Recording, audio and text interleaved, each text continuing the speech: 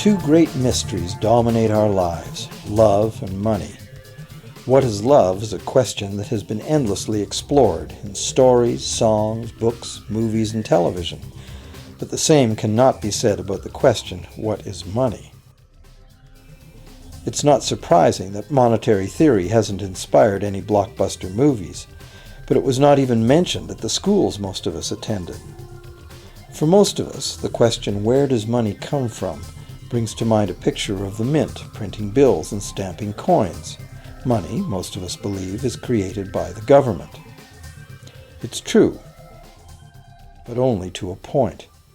Those metal and paper symbols of value we usually think of as money are indeed produced by an agency of the federal government called the mint. But the vast majority of money is not created by the mint. It is created in huge amounts every day by private corporations known as banks. Most of us believe that banks lend out money that has been entrusted to them by depositors. Easy to picture, but not the truth. In fact, banks create the money they loan, not from the bank's own earnings, not from the money deposited, but directly from the borrower's promise to repay. The borrower's signature on the loan papers is an obligation to pay the bank the amount of the loan plus interest, or lose the house, the car, whatever asset was pledged as collateral. That's a big commitment from the borrower. What does the same signature require of the bank? The bank gets to conjure into existence the amount of the loan and just write it into the borrower's account. Sound far-fetched? Surely that can't be true. But it is.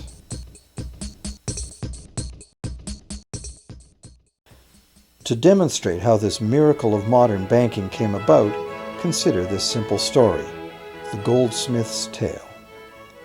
Once upon various times, pretty much anything was used as money. It just had to be portable, and enough people had to have faith that it could later be exchanged for things of real value, like food, clothing, and shelter. Shells, cocoa beans, pretty stones, even feathers have been used as money.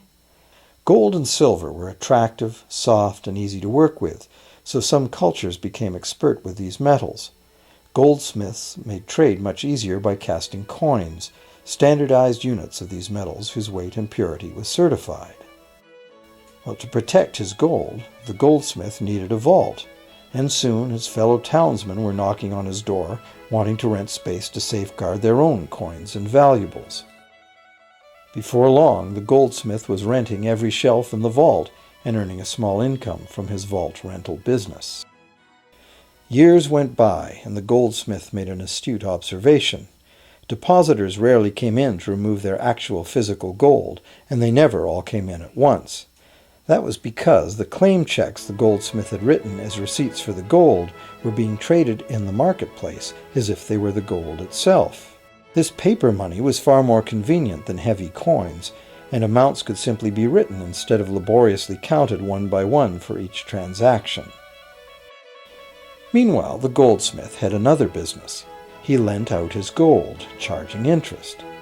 Well, as convenient claim check money came into acceptance, borrowers began asking for their loans in the form of these claim checks instead of the actual metal.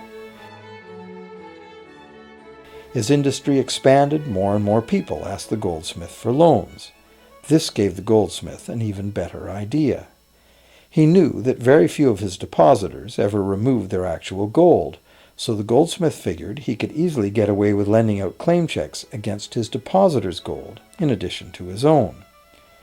As long as the loans were repaid, his depositors would be none the wiser and no worse off, and the goldsmith, now more banker than artisan, would make a far greater profit than he could by lending only his own gold. For years, the goldsmith secretly enjoyed a good income from the interest earned on everybody else's deposits. Now a prominent lender, he grew steadily richer than his fellow townsmen, and he flaunted it. Suspicions grew that he was spending his depositors' money.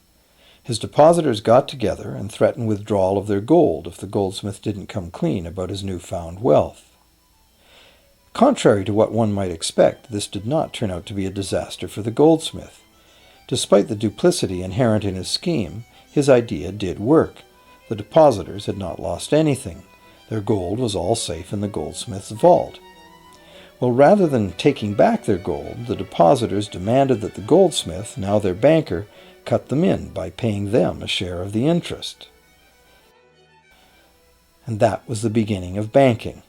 The banker paid a low interest rate on deposits of other people's money that he then loaned out at a higher interest. The difference covered the bank's cost of operation and its profit.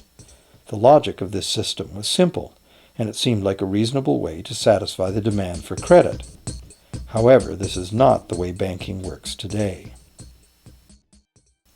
Our goldsmith banker was not content with the income remaining after sharing the interest earnings with his depositors, and the demand for credit was growing fast as Europeans spread out across the world. But his loans were limited by the amount of gold his depositors had in his vault. That's when he got an even bolder idea. Since no one but himself knew what was actually in his vaults, he could lend out claim checks on gold that wasn't even there. As long as all the claim check holders didn't come to the vault at the same time and demand real gold, how would anyone find out?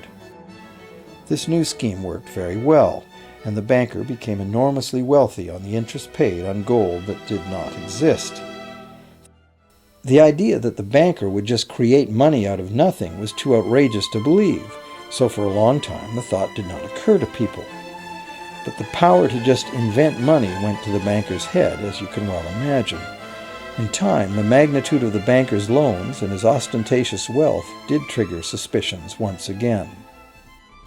Some borrowers started to demand real gold instead of paper representations. Rumors spread. Suddenly, several wealthy depositors showed up to remove their gold. The game was up. A sea of claim check holders flooded the street outside the closed doors of the bank. Alas, the banker did not have enough gold and silver to redeem all the paper he had put into their hands. This is called a run on the bank, and it is what every banker dreads. This phenomenon of a run on the bank ruined individual banks and, not surprisingly, damaged public confidence in all bankers. It would have been straightforward to outlaw the practice of creating money from nothing. But the large volumes of credit the bankers were offering had become essential to the success of European commercial expansion, so instead the practice was legalized and regulated. Bankers agreed to abide by limits on the amount of fictional loan money that could be lent out. The limit would still be a number much larger than the actual value of gold and silver in the vault. Quite often the ratio was 9 fictional dollars to 1 actual dollar in gold. These regulations were enforced by surprise inspections. It was also arranged that, in the event of a run, central banks would support local banks with emergency infusions of gold. Only if there were runs on a lot of banks simultaneously would the banker's credit bubble burst and the system come crashing down.